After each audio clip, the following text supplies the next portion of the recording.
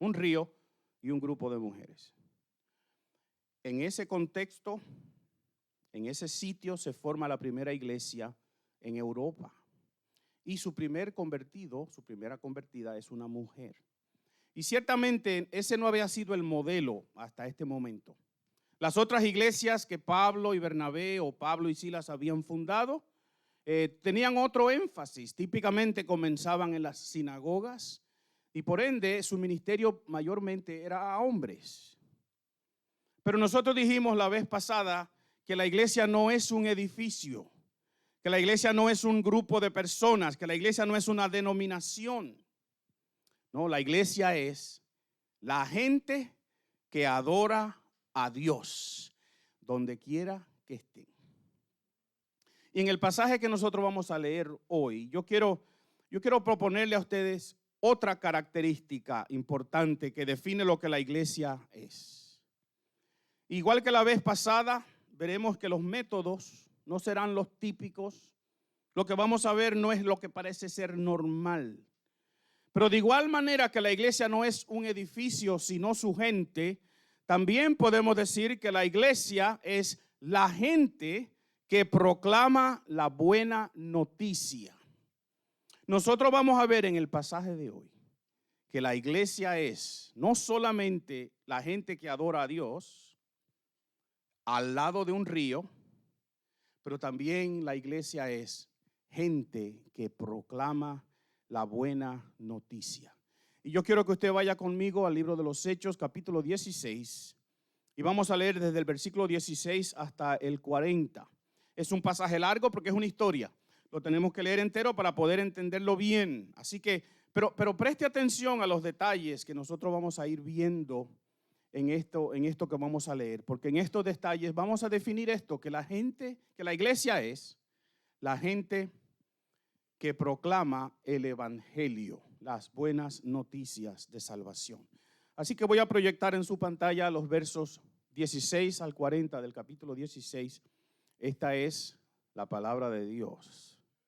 Y ella dice así: cierto día, cuando íbamos al lugar de oración, nos encontramos con una joven esclava que tenía un espíritu que le permitía adivinar el futuro. Y por medio de la adivinación ganaba mucho dinero para sus amos. Ella seguía a Pablo y también al resto de nosotros gritando: estos hombres son siervos del Dios Altísimo y han venido para decirles cómo ser salvos. Esto mismo sucedió día tras día hasta que Pablo se exasperó de tal manera que se dio la vuelta y le dijo al demonio que estaba dentro de la joven: te ordeno en el nombre de Jesucristo que salgas de ella. Y al instante el demonio la dejó. Las esperanzas de sus amos de hacerse ricos ahora quedaron destruidas. Así que agarraron a Pablo y a Silas y los arrastraron hasta la plaza del mercado ante las autoridades. Toda la ciudad está alborotada a causa de estos judíos, les gritaron a los funcionarios de la ciudad. Enseñan costumbres que nosotros los romanos no podemos practicar porque son ilegales. Enseguida se formó una turba contra Pablo y Silas y los funcionarios de la ciudad ordenaron que les quitaran la ropa y los golpearan con varas de madera. Los golpearon severamente y después lo metieron en la cárcel. Le ordenaron al carcelero que se asegurara de que no escaparan. Así que el carcelero los puso en el calabozo de más adentro y les sujetó los pies en el cepo. Alrededor de la medianoche, Pablo y Silas estaban quejándose orando y cantando himnos. Eso fue un error hecho a propósito para que presten atención. ¿Están conmigo? Alrededor de la medianoche, Pablo y Silas estaban orando y cantando himnos a Dios. Y los demás prisioneros escuchaban. Y de repente hubo un gran terremoto y la cárcel se sacudió hasta sus cimientos. Y al instante todas las puertas se abrieron de golpe y a todos los prisioneros se les cayeron las cadenas. El carcelero se despertó y vio las puertas abiertas de par en par y dio por sentado que los prisioneros se habían escapado, por lo que sacó su espada para matarse. Pero Pablo le gritó: detente, no te mates, estamos todos aquí. El carcelero pidió una luz y corrió al calabozo y cayó temblando ante Pablo y Silas. Y después los sacó y les preguntó: señores, ¿qué debo hacer para ser salvo? Y ellos le contestaron: cree en el Señor Jesús y serás salvo, junto con todos los de tu casa. Y le presentaron la palabra del Señor tanto a él como a todos los que vivían en su casa. Aún a esa hora de la noche el carcelero los atendió y les lavó las heridas. Enseguida ellos lo bautizaron a él y a todos, diga todos conmigo, a todos los de su casa. El carcelero los llevó adentro de su casa y les dio de comer. Y tanto él como los de su casa se alegraron, porque todos habían creído en Dios. A la mañana siguiente, los funcionarios de la ciudad mandaron a la policía para que le dijeran al carcelero: suelta a esos hombres. Entonces el carcelero le dijo a Pablo: los funcionarios de la ciudad han dicho que tú y Silas quedan en libertad.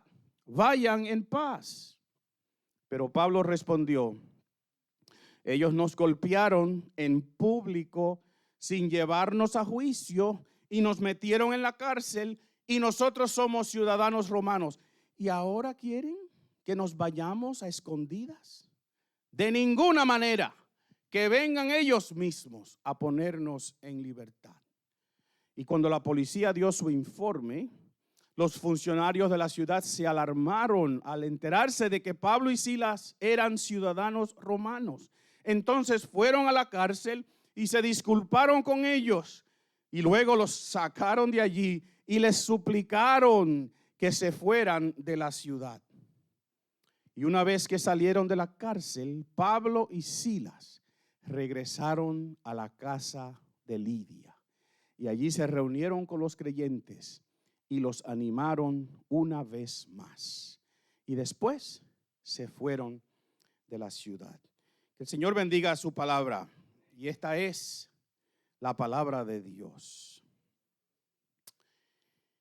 Miren, ¿qué estaban haciendo nuestros héroes, como yo les llamo? ¿Veía? Pablo y Silas en este caso, y Lucas y Timoteo, que van juntos. ¿Qué estaban haciendo cuando comienza este pasaje? ¿Se acuerdan? Miren lo que dice el versículo 16 otra vez. Cierto día. ¿Cuándo qué? Cuando íbamos. Cierto día. Cuando íbamos al lugar de oración. Miren, todo lo que sucede en este pasaje que nosotros hemos leído hoy, sucede mientras ellos van. ¿Qué fue lo que dijimos la semana pasada? Que la iglesia, o hace 2 semanas o 3, que la iglesia, o tú y yo, vivimos la misión que Dios nos ha dado. ¿Cuándo? Mientras vamos. Mientras vamos, tú vives tu vida como creyente y proclamas y modelas el evangelio. Y me llama la atención que lo que sucede aquí sucede no en un púlpito, no en una sinagoga, no en una iglesia.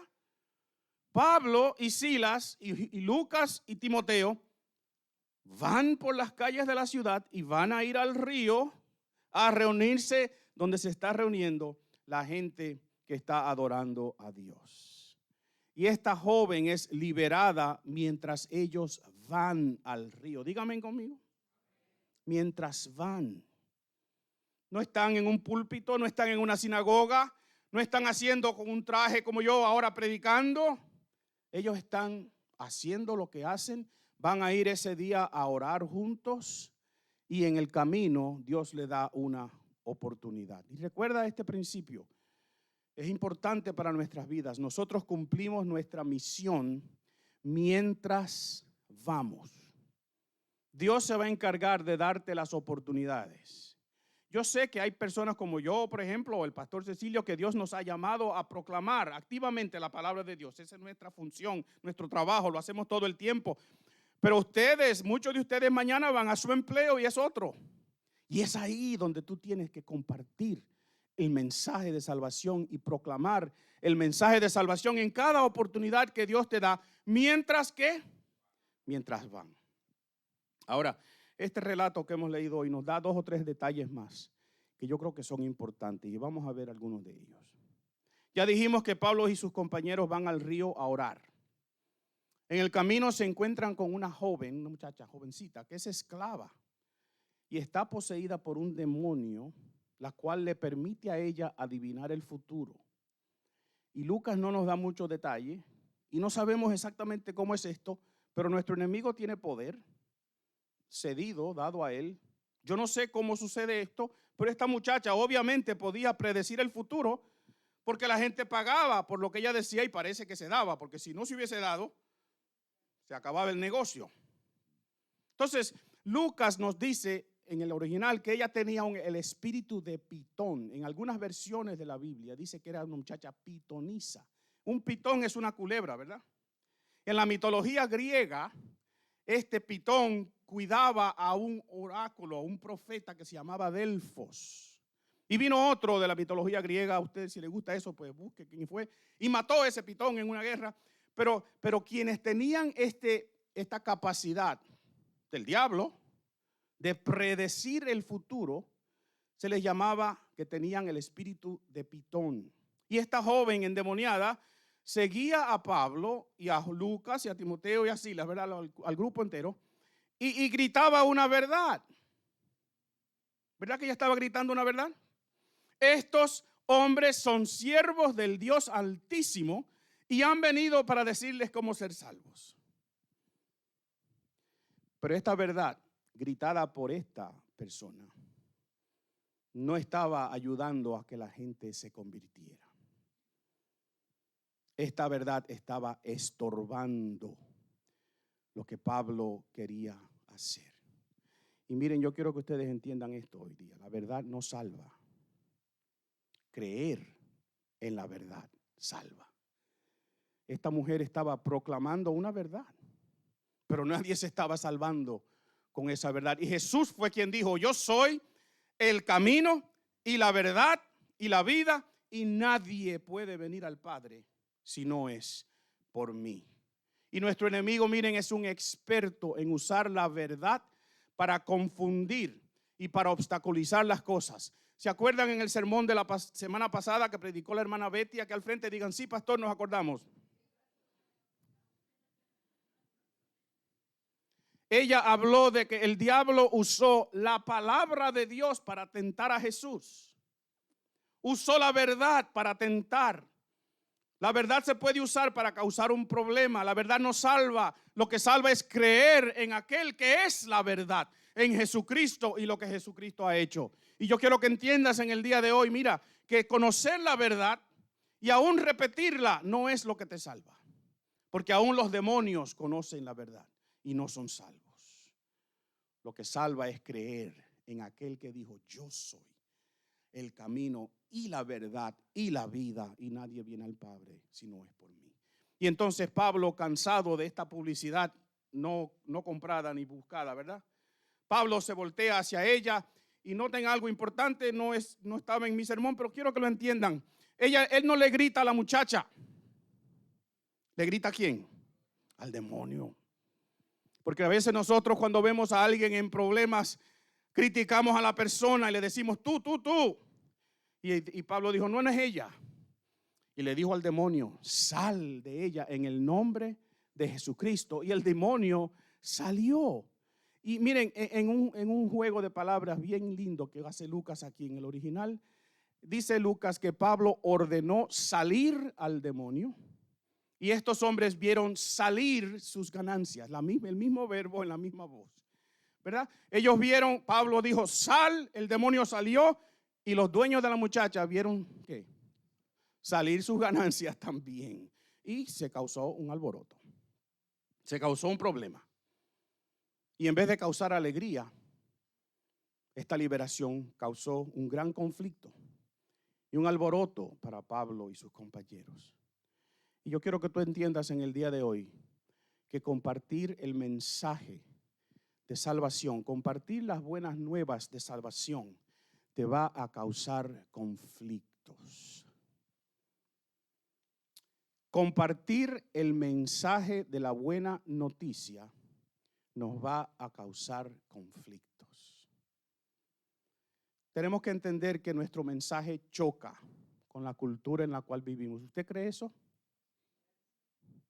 Tenemos que entender, no nos podemos sorprender si nuestra proclamación, la cual hacemos, ¿cómo? ¿Cuándo? Mientras vamos, cause conflictos con la sociedad y la cultura en la cual pertenecemos o vivimos. ¿Creen ustedes que la iglesia y lo que nosotros creemos está en conflicto con los valores que vemos en nuestra sociedad? Yo creo que sí. ¿Creen ustedes que lo que proclamamos y modelamos es visto favorablemente por el mundo que nos rodea? Yo creo que no. ¿Creen ustedes, miren, que lo que dice la Biblia acerca de la creación, que el hombre es varón y mujer, ¿ustedes creen que eso es verdad? ¿O tomamos la posición de nuestra nueva jueza electa y confirmada a la Corte Suprema de que ella no sabe si es mujer? Y yo entiendo que su respuesta fue una respuesta políticamente preparada por la situación en la cual ella está pasando, ¿verdad? Y qué triste, qué lamentable que hayamos llegado, esto no es un anuncio político, pero lo hay que hacerlo de vez en cuando, ¿verdad? Que nosotros estemos en una situación, en una condición, en una cultura, en una sociedad donde la misma verdad nos choca en la cara y estamos dispuestos a decir otra cosa. Y recuerden que la iglesia tiene la verdad, la persona de Jesucristo, y que nuestra verdad es absoluta, que no la negociamos. ¿Creen ustedes que la iglesia choca? Así que cuando proclamamos el mensaje de la buena noticia, que es nuestra misión como iglesia, y lo hacemos mientras vamos a chocar. Y en las acusaciones que se le hace a Pablo y a sus compañeros, vemos que dicen también que ellos enseñaban costumbres que ellos, como romanos, la gente del pueblo, no podía seguir. Versículo 21. Y esta palabra enseñar literalmente es hablar en voz alta, es proclamar. Así que yo entiendo que lo que Pablo había estado haciendo con sus compañeros en esa ciudad por esos días era proclamando el mensaje de la buena noticia. Y esta proclamación choca con los valores de los filipenses. Y esta acción de liberar a esta muchacha más todavía, porque le quita las ganancias. Y Pablo entonces y Silas son severamente golpeados con varas de madera y son encarcelados. Mis queridos, la iglesia que proclame la buena noticia y la gente que sea miembro de esa iglesia que proclame la buena noticia entiende que vamos a tener conflictos, que vamos a sufrir. ¿Usted dice amén ahora? Nosotros los pastores tomamos libertades de pedirle a la iglesia que diga amén cuando lo ponemos en un aprieto. Dígame ahora. Y no es que estamos abusando del púlpito, porque usted no tiene que decir amén. Y yo no me doy cuenta quién dice y quién no. Yo lo que quiero que entiendas en el día de hoy, que si vas a vivir tu vida como creyente, vas a chocar con la cultura y vas a tener que decidir: ¿me echo para atrás para no chocar, para no sufrir, para no pasar por malos ratos? ¿O sigo haciendo lo que Jesucristo me dijo que tenía que hacer? Mientras vas por todo el mundo, por toda tu vida, proclama el mensaje del evangelio para que personas sean liberadas, para que muchachas como estas sean liberadas de las cadenas que las tienen atadas. La iglesia es gente que proclama la buena noticia y esta gente entiende que proclamarla nos va a causar conflictos y nos va a causar sufrimientos. Miren la historia que sigue en lo que leímos, la historia de Pablo y de Silas en una cárcel cantando himnos y orando, es una que conocemos muy bien, ¿verdad? Yo estoy seguro que usted ha escuchado mensajes predicados de este pasaje. Si usted tiene más de 5 minutos en la iglesia, en una escuela bíblica, ha escuchado la historia de Pablo y Silas cantando, ¿verdad?, en el medio de la noche. Así que es una historia bien conocida. Pero hay algo aquí que es más allá del terremoto y más allá de una liberación milagrosa. Hay algo que yo quiero compartir con ustedes y es esto, miren, modelar la buena noticia en medio del sufrimiento es el testimonio más poderoso que podemos dar. Modelar la buena noticia en medio del sufrimiento es el testimonio más poderoso que tú y yo podemos dar. El verso 25 dice que los demás prisioneros escuchaban las oraciones y los cánticos de Pablo y de Silas a las 12 de la noche. ¿Qué hubiésemos estado haciendo nosotros esa noche después de una paliza y un encarcelamiento injusto? ¿Qué nos escucha la gente decir cuando estamos pasando por un momento difícil? ¿Nos oyen orar y cantar o oyen otra cosa? ¿Cuál es tu reacción cuando vienen sobre ti situaciones difíciles que tú no te buscaste?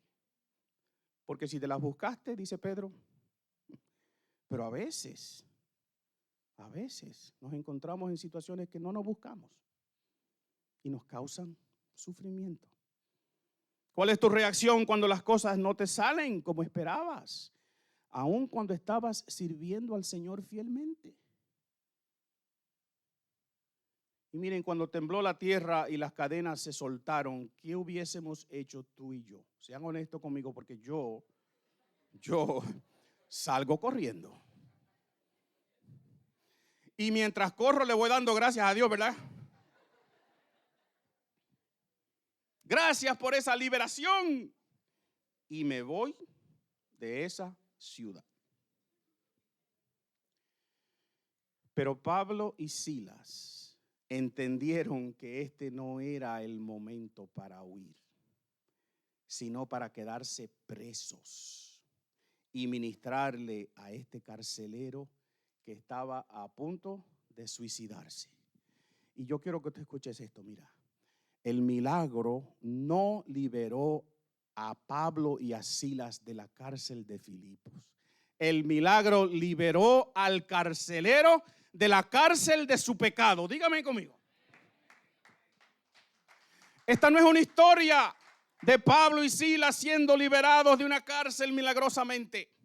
Esto es una historia de un hombre y su familia que van a ser liberados de la pena y de la culpa y del castigo del pecado por el mensaje proclamado y modelado de la buena noticia de salvación. Los golpes valieron la pena, dígame conmigo. Los sufrimientos valieron la pena porque fueron el instrumento que Dios usó para que Pablo y Silas modelaran la buena noticia a través de su reacción al sufrimiento. Y yo te pregunto en el día de hoy, ¿estás pasando por un momento difícil en tu vida? Pues mire, es una oportunidad que Dios te da para modelar el mensaje de la buena noticia de salvación con tu reacción a ese sufrimiento. Yo creo que el modelar la buena noticia y modelar nuestra fe en medio del sufrimiento es el testimonio más poderoso que podemos dar.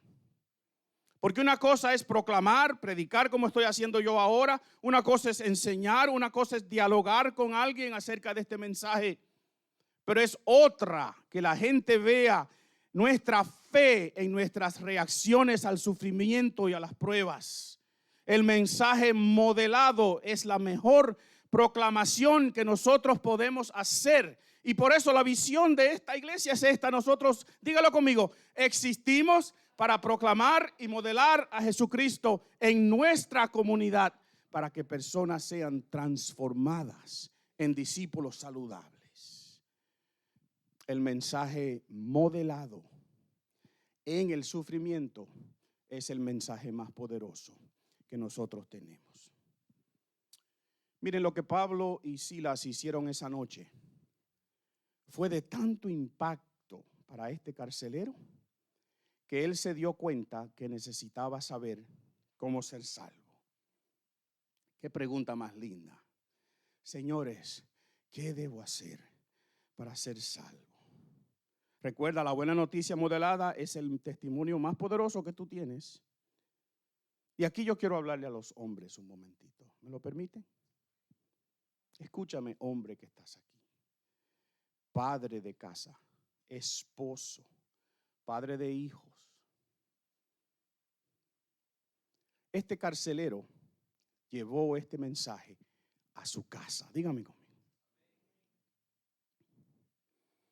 La influencia que tenemos nosotros los hombres en cómo va nuestra casa, cómo va nuestro matrimonio, cómo van nuestros hijos, cómo va nuestra fe, esa influencia es de alto valor. Nosotros tenemos una responsabilidad como hombres de modelar la buena noticia en nuestras casas, a nuestras esposas, a nuestros hijos, en nuestro matrimonio. Díganme ahora, hombres. Y este carcelero se pudo haber quedado con su mensaje allá en la cárcel, pero él se lo llevó a la casa. Y yo estoy seguro que le dijo a toda su familia, los reunió y les dijo: nosotros vamos a escuchar lo que esta gente va a decir ahora. ¿Usted cree que sucedió así o no? Yo creo que sucedió así. Hombre que estás aquí en el día de hoy, tú tienes una gran responsabilidad en tu casa. Dios te exige a ti por tus hijos, te exige a ti por tu matrimonio, te exige a ti por tu hogar. Ser hombre o ser esposo no es solamente trabajar y traer un cheque, es asegurarte que tus hijos, tu esposa, tu familia escucha el mensaje de salvación. Y por tanto, tú, hombre que estás aquí hoy, necesitas ser como este carcelero y hacer esta pregunta y buscar la respuesta. Señores, ¿qué debo hacer para ser salvo? Y para que ustedes, hermanas, no se queden atrás, porque yo veo a algunas de ustedes sonriéndose. Déjenme dejar a las hermanas tranquilas. Animen a sus esposos. Oren por sus esposos. Nosotros oramos todos los martes. ¿Usted está viniendo al culto los martes a orar? Es un culto electrónico. Ni siquiera tiene que salir de su casa. Pero nosotros oramos por hombres este martes pasado. Por nombre. Pidiéndole al Señor que esos hombres dijeran lo mismo que dijo este carcelero. Señores, ¿qué debo hacer para ser salvo? Ven a orar conmigo entonces. Vamos a orar. Y Pablo y Silas aprovecharon la oportunidad que se les dio, porque es verdad que estaban modelando, pero cuando este carcelero les hace la pregunta, ¿qué debo hacer? Pues miren, le abrió una puerta. Y Pablo, que es un predicador, ¿qué hizo? Le compartió la buena noticia de salvación y dice ahí que todos, digan todos conmigo, todos fueron salvos, todos creyeron, diga todos otra vez, y todos fueron bautizados. Oh Dios, yo digo, dame a mí la bendición de ver en mi familia todos que crean, todos que sean salvos y todos que se bauticen. ¿Usted se atreve a hacer esa oración? Y en una escena que para mí es lindísima, este carcelero lavó a Pablo y a Silas con agua que tenía en su casa.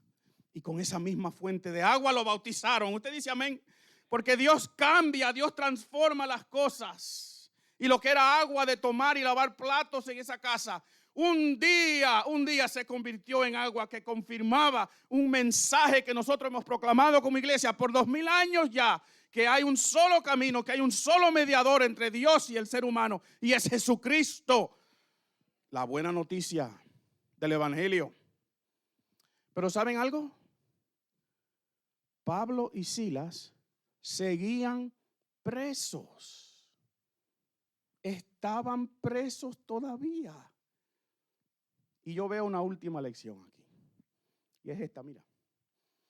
Proclamar la buena noticia requiere que pongamos nuestras propias prioridades en segundo plano. ¿Ustedes escucharon lo que Pablo dijo? Cuando el carcelero le dijo, Pablo, al otro día, ¿verdad? Esa noche no durmieron. ¿Ustedes creen que durmieron esa noche? Habían bautizo, había comida, había de todo ahí, ¿verdad que sí? Un sancocho.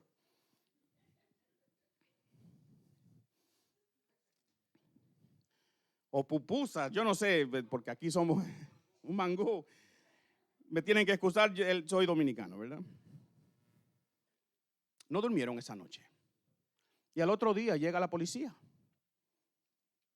y le dice al carcelero, suelta a esa gente. No queremos problemas. ¿Y qué dice Pablo?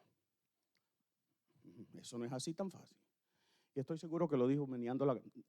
Ustedes me dieron una paliza y ahora quieren que me vaya. Ellos habían sido acusados injustamente. Les habían dado una paliza. Los habían golpeado severamente con varas de madera. Ellos no tenían ninguna culpa. No había habido un juicio. No había habido ningún proceso legal. Y todavía estaban presos, aunque estaban en la casa del carcelero. Había una demanda pendiente y Pablo la iba a hacer al otro día, ¿verdad que sí? Pero esa noche había otra prioridad. Y esa prioridad, y al otro día vamos a ver, que cuando le dicen váyanse, Pablo dice, ok, me voy, pero yo voy a ir a casa de Lidia, porque tengo que reunirme con los hermanos una vez más, porque tengo que animarlos. Así que nuestras prioridades, nuestro deseo de que se haga justicia con nosotros, nuestro deseo que las cosas nos salgan bien, eso toma segundo plano cuando hay una oportunidad de proclamar y modelar el evangelio de la buena noticia. La iglesia es gente que proclama la buena noticia y pone sus prioridades en segundo plano. Y yo no sé qué Dios te está pidiendo a ti, que pongas number 2, porque Dios es primero. Y Dios te está exigiendo, ahora mismo te lo está diciendo y tú me estás escuchando y tú sabes que Dios te está hablando y tú sabes lo que es. Y tú sabes que tienes que poner eso en segundo lugar, porque Dios quiere que tú proclames y modeles mientras vas este mensaje de salvación. Un río y un grupo de mujeres. Una cárcel y una familia entera convertida y bautizada, ¿verdad que sí? Los modelos, los métodos no parecen normales. Porque la iglesia no tiene que ser un edificio. No tiene que ser una organización. La iglesia es gente que adora a Dios y gente que proclama la buena noticia de salvación. Así que, resumiendo entonces, y terminamos. La iglesia es gente que proclama, ¿qué? Cuando todas las cosas están bien. Y sabemos y entendemos perfectamente bien que van a haber conflictos, que nuestro mensaje choca. Segundo, dijimos, la iglesia es gente que modela la buena noticia en medio del sufrimiento, porque entendemos que esa es la mejor manera de hacerlo. Es nuestro mejor testimonio cuando estamos sufriendo. ¿Tú estás sufriendo? ¿Estás pasando por un momento difícil? Dios te está dando una oportunidad con tu reacción a ese sufrimiento de modelar lo que es una persona que depende y confía en el Señor. Y la iglesia es gente que proclama la buena noticia poniendo sus propias prioridades en segundo plano. La iglesia es gente. La iglesia somos tú y yo. Miren, Lucas nos acaba de relatar una historia, ¿verdad? Detalles históricos, historias de un milagro, de terremotos, un río en vez de un edificio, mujeres en vez de un hombre, un varón macedonio, oposición, una turba en vez de una congregación. A veces las congregaciones son turbas, pero no aquí. abusos, latigazos, cárcel, detalles que componen una iglesia. Y esto sucedió hace 2000 años atrás. Pero mira, Pablo y Silas y Lucas y Timoteo, que parece que no le dieron la paliza, no sé cómo se escaparon ellos dos. Son seres humanos igual que tú y yo. Y quizás durante esos himnos que cantaban aquella noche también corrían lágrimas por sus mejillas. ¿Ustedes se lo pueden imaginar? Quizás las oraciones que elevaron aquella noche incluían un porqué. ¿Se lo pueden imaginar? Quizás incluían un Señor, ¿qué es lo que tú estás haciendo? ¿Por qué estoy pasando por este sufrimiento? Y yo creo que Dios los escuchó. Porque Dios escucha. Y Dios te está escuchando a ti ahora. Cuando tú le dices, Señor, ¿por qué estoy pasando por esto? Y Dios te dice, es una oportunidad. Te estoy dando una oportunidad para modelar lo que tú crees. Para que otro sea bendecido. No tú, otro sea bendecido. Los golpes valieron la pena. ¿Se llevó Pablo su espalda amoratada? No había Advil. ¿Se fue con dolor de espalda? ¿Se fue con la injusticia todavía corriendo por dentro de él? Porque no dice ahí que fue a la corte. ¿Se fue con el mal gusto? Sí. Pero se fue con la mayor bendición que nosotros podemos tener como cristianos. Y es que otra persona reconozca que Jesucristo es el Señor y el Salvador. No hay mayor bendición para nosotros que llevar a otro, que ser el instrumento que Dios usa para que alguien diga, señores, ¿qué tengo que hacer para ser salvo? Y quizás tú te estás haciendo esa pregunta ahora. ¿Qué tengo que hacer para ser salvo? Y la respuesta hoy es la misma que hace 1000, 2000 años atrás. Cree en el Señor Jesucristo y serás salvo. Y si eres un hombre, tendrás la oportunidad de llevar ese mensaje a tu casa y ser de gran influencia para que toda tu familia, si cree, porque ahí dice que oyeron y creyeron también. Yo quiero orar contigo en esta tarde. Yo quiero orar, porque quizás tú estás pasando por un momento difícil. Y somos seres humanos y vemos este Pablo y este Silas como si fueran superhombres. Ellos eran gente como tú y yo. Pero aprovecharon cada oportunidad que Dios les dio mientras iban. Y hoy Dios te ha hecho, te ha obligado a escuchar su mensaje de salvación una vez más. Y si tú tienes esa pregunta hoy día, pastor, ¿qué necesito hacer yo hoy para ser salvo? Yo quiero que tú vengas aquí al frente y yo voy a orar contigo y tú vas a declarar con tu boca que Jesús es tu Señor y tu Salvador. Y la Biblia dice que aquel que me confesare aquí en la tierra, yo lo confesaré delante de mi Padre en el cielo. Así que mientras yo oro, si tú quieres en este día hacer y tomar la decisión que tomó este carcelero, Dios te está dando una oportunidad. Y si estás sufriendo y pasando por un momento difícil en tu vida, Dios te está dando una oportunidad de modelar el mensaje de salvación. Padre, gracias por las oportunidades. Gracias porque tu mensaje sigue siendo el mismo. Porque de tal manera amó Dios al mundo que ha dado a su Hijo unigénito, para que todo aquel que en Él cree no se pierda, mas tenga vida eterna. Y quizás Pablo les dijo esas palabras al carcelero en Filipos. Y él dijo, yo creo. Y Pablo tomó agua y lo bautizó. Y su familia escuchó y dijeron: nosotros creemos. Y Pablo tomó más agua y los bautizó a ellos también. Oh, vengan aquí al frente,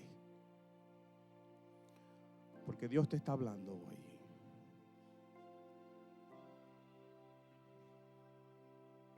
Si tú quieres confesar a Jesucristo hoy como tu Señor y tu Salvador, como hizo ese carcelero, es hoy que lo tienes que hacer. No esperes, no gastes más tiempo, no rehúses el mensaje de gracia. Gracias, Señor. Gracias, Señor. Gracias, Señor.